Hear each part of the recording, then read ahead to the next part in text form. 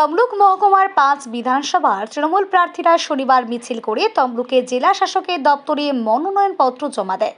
পূর্ব পাঁশকুড়ার প্রার্থী সিরাজ খান, পশ্চিম পাঁশকুড়ার প্রার্থী অসীম দাস, ময়নার প্রার্থী চন্দন মণ্ডল, নন্দকুমারের প্রার্থী সুকুমার দে ও চণ্ডীপুর বিধানসভা কেন্দ্রের প্রার্থী জেলার সভাধিপতি উত্তম বারিক। বলছি দাদা, 21শে পটাশপুর, 26শে চণ্ডীপুর, কতটা লড়াই হবে এখানে? নির্বাচন মানেই তো লড়াই, বিনা লড়াই দিয়ে তো আর নির্বাচন হয় না। আর নির্বাচন কখনো আমরা ছোট করে দেখি না, সমস্ত নির্বাচনের মতো দেখি, আর লড়াইটাকে সেভাবেই সংগঠিত করি জয়ের লক্ষ্যে। নেত্রী মমতা বন্দ্যোপাধ্যায়, নেতা অভিষেক বন্দ্যোপাধ্যায় আর মামাটি মানুষের সরকারের উন্নয়ন বাংলার সমস্ত ঘরে ঘরে পৌঁছে গেছে। পূর্ব মেদিনীপুর জেলার উন্নয়ন চণ্ডীপুরের সার্বিকভাবে বিভিন্ন স্তরে পৌঁছে গেছে। তাই লড়াইয়ের জন্য মানুষ প্রস্তুত, সময়ের অপেক্ষা। ভারতীয় জনতা পার্টির জামানত জব্দ করবে, তৃণমূলকে নির্বাচিত করবে আর মমতা বন্দ্যোপাধ্যায়কে চতুর্থবারের মুখ্যমন্ত্রী করবে। বলছি, দীর্ঘদিন ধরে আপনি রাজনীতির সঙ্গে যুক্ত, কিন্তু বিজেপি প্রার্থী হচ্ছেন, তিনি একদম নতুন বলাই দিবেন, এক্ষেত্রে কি অনেকটা সহজ হবে? দেখুন, ওটা ওনাদের রাজনৈতিক দলের ব্যাপার, নিশ্চিত তো সহজ হবে।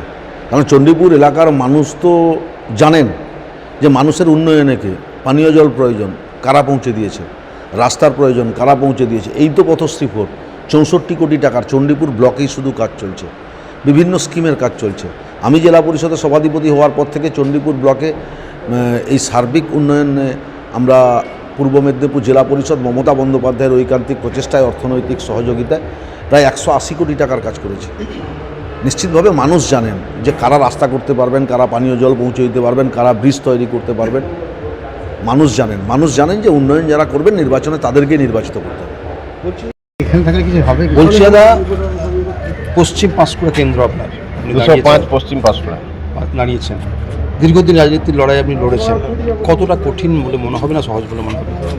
দেখুন, জনদেবতা জনগণ যেভাবে রেডি আছে, খালি আমাদের জননেত্রী যে উন্নয়নমূলক কাজ, সেই কাজেই আমার মনে হয় জনগণ যেভাবে রেডি আছে, কঠিন বলে কিছু মনে হচ্ছে না, বিপুল ভোটে জিতছে।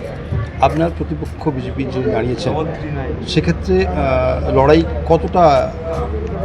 না, আমি সেরকম আমার মনে হয় না। ও যেভাবে ওদের একটা পশ্চিমবাংলায় কোনো উন্নয়নমূলক কাজ করেনি, গ্যাস নিয়ে মায়েরা যে হায়রানে পড়েছে, এসআইআর নিয়ে যে নাম বাতিল হয়েছে, মানুষ ক্ষেপে বিয়ারিং হয়ে আছে।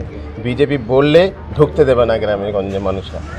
সেই জন্য একমাত্রই মমতা বন্দ্যোপাধ্যায় তার উন্নয়নমূলক কাজ দেখে, আমাদের যুবকের আইকন অভিষেক বন্দ্যোপাধ্যায়ের যে কাজ দেখে মানুষ বিবেচনা করে মানুষ ভোট দেবে জোড়া ফুলে। সকাল সকাল একদম জোড়া ফুলে ভোট দেবে, মায়েরা সব রেডি আছে।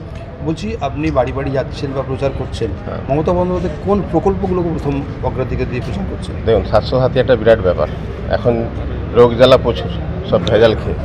তার উপরে খাদ্যসাথী, যেটা মানুষ খেয়ে থাকেন, খাদ্যসাথী এবং কিষানদেরকে যেভাবে টাকা দিচ্ছেন কৃষকের হাতে অনেক, আর লক্ষ্মী ভাণ্ডার, মানুষ মায়েরা টাকা জমা করে কিছু একটা উন্নয়নমূলক কাজ করছে।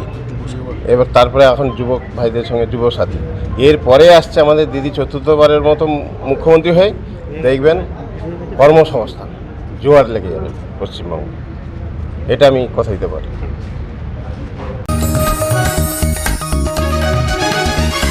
आप देख रहे हैं न्यूज़ UNI।